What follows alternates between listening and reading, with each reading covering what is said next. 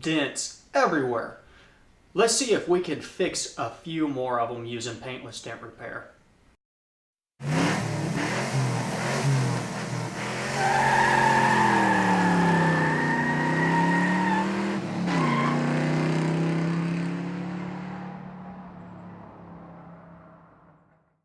Hey everybody, welcome back to the garage, and if you are coming here to watch me do some PDR, you may have already seen my first video, but if you haven't, click the link up in the corner and I go into detail and do an unboxing on the $90 Amazon PDR kit.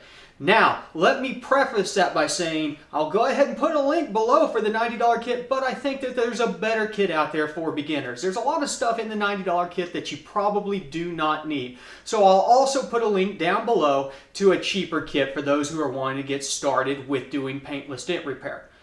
That being said, some of the things that I've learned being an amateur first timer doing paintless dent repair that I think that you should know being the amateur first timer. If you're a pro, get out of here. Go make your own videos. We know you're awesome. We suck. We don't need you telling us that. But if you're an amateur, you're wanting to learn how to do this, some of the things that I've learned is one, 90% of the dent is going to be fixed using the glue pull method. And that's what we're going to focus on today. We are going to be working on the wife's Jeep. And the sheet metal on the Jeep is like pulling dents out of paper. You got to be very careful because it's very easy to over pull the dent. You'll see what I'm talking about here in a bit. Now, on different vehicles like my Silverado, it takes multiple pulls to get the dent up. On the Jeep, one pull, you can actually invert the dent. We're not going to go into using the hammer and punch to smooth that out in this video. Maybe in a later on video, that is more advanced. And I don't necessarily think that I'm that good at that side of it. But what we are going to look at is what you can get done just using the glue pull method. You're going to go from, oh, this looks like crap because it's covered in dents, to, okay, there might be some dents I can see, but unless I'm really looking for it, most of them are blended in. We're going to reduce the dents by about 85 to 90%. And we're going to do this in a timely manner. Now, once again, we are amateurs, we are DIYers, we are shade tree mechanics, so we are not looking for perfection. That being said, a couple hours, you can pull quite a few dents. If you are working on one or two, maybe even three single dents, this is still going to be a good kit for you. You're still going to start with this step, but you're going to spend more time and focus on getting the dent perfect. That comes later on. You know, today we're just going to look at doing glue pulls and how we can quickly make something look a little less like hammered crap. So stick around. Okay, you're probably going to be able to see some of the dents just right now, but I'll go through real quick and I'll mark some of them with the China marker so you get a better idea where I'm working. And for this particular job, we're going to be using our trusty puller, our glue gun, of course, and then for the most part, we're just going to be using these smaller tabs. There's a couple bigger dents that may require some bigger tabs on there, but I found that you really don't need much more than these, at least in my opinion. On top of it, about the only other thing you need is a light. And this will help you out as you're working the dent over or trying to find the dents. So that's something else that you'll want to pick up. But let me go ahead and let me isolate some of these dents and maybe we can move in on them while I'm working on them so you can see what I'm talking about. If I can find my marker, there we go.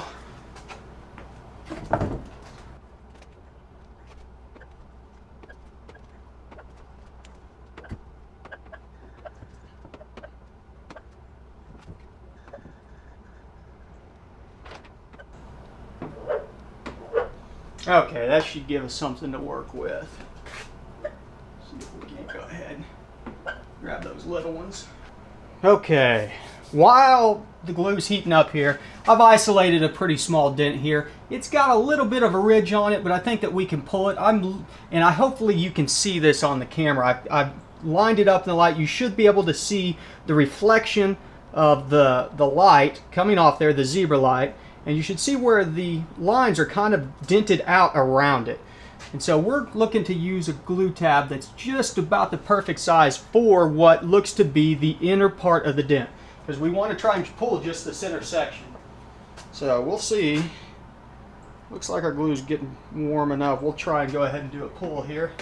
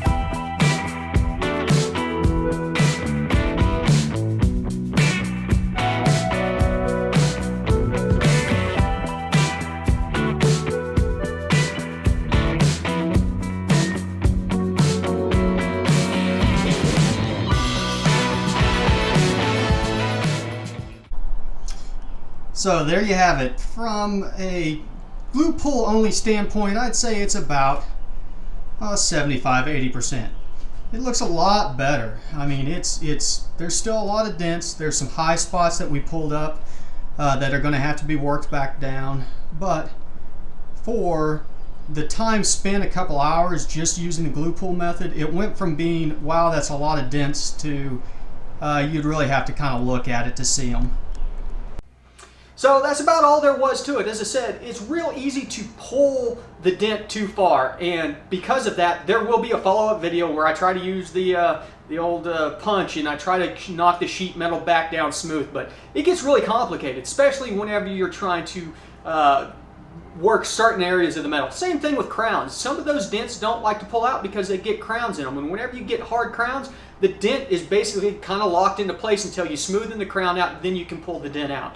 Maybe we can isolate a couple dents, and in a future video we will go through the process of cleaning up those dents, making it look better. But for now, hey, we are looking tons better than we did a couple hours ago. So for $30, $40, even $90 invested in a PDR kit, we have something that's not just glaringly ugly. Is it perfect? No, by no means. As I said from the get-go, we are not striving for perfection here. We are just looking to make something better. If you are looking for perfection, you need to go to a pro. We are not those people. We are the amateurs. We are the people who are willing to get our hands dirty. Hey, I want to thank you guys for tuning back into part 2 of the PDR series here. There's going to be probably part 3 and part 4 coming out in the future weeks as I learn more. And so this is a learning process between the two of us. If you have any tips or tricks, by all means, drop them down in the comments. Once again, if you're a pro and you see things that are glaringly wrong, which most of them probably are, yeah, you can leave a comment. Just don't ride me too hard over this ordeal. This is literally me trying to garnish information. I know you guys are awesome out there. I'm not trying to emulate the pros, and I'm not trying to take anything away from the pros. The pros who know what they're doing are artists. So, but that being said, plenty more content coming on. If you have not subscribed yet, go ahead and click the link down in the corner. You know, throw a thumbs up my way if you wouldn't mind. And as always, thanks for stopping by the garage.